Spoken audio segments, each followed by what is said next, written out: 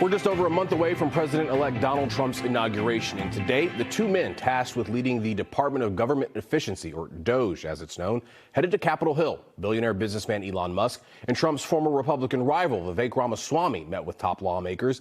They were recently named co-heads of DOGE, which will aim to cut down on government waste.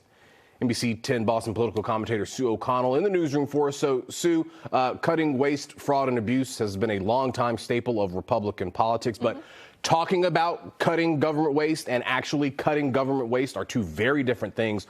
What problems could Musk and Ramaswamy run into here? Well, Corey, like you said, look, everyone agrees there's waste in our government. Remember when Vice President Al Gore, who was a Democrat, he actually led a successful effort to cut bureaucracy.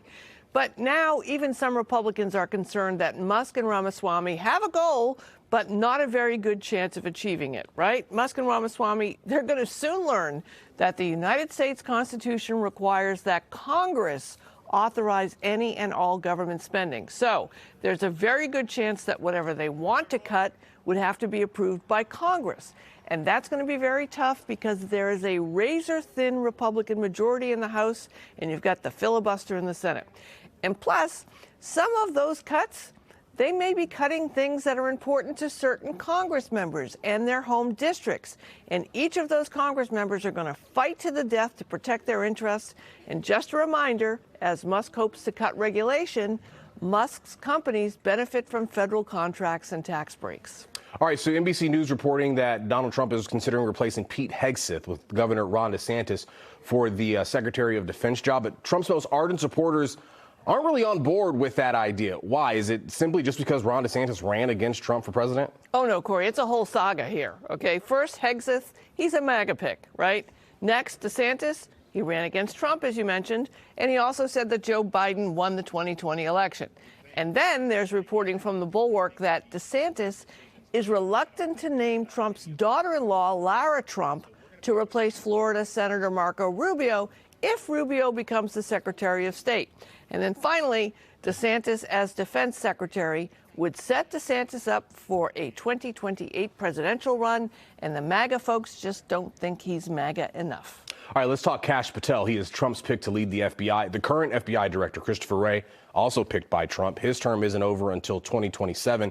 Is getting rid of his own selection more about the job Wray has done or what Trump thinks Patel can do? And if it's the latter, what does he think Patel can do? Trump says he wants retribution against his enemies, right? And Patel is fiercely loyal to Trump. Even last December, Patel told Steve Bannon on his podcast that he was highly confident he could quickly deliver serious prosecutions and accountability for the evil deeds of the deep state. So that's what he wants to do. Just yesterday, Patel sent a letter to an MSNBC commentator threatening to take legal action against her unless she retracted her remarks about him on MSNBC. So that's how he rolls. And also, let's consider Wray, right?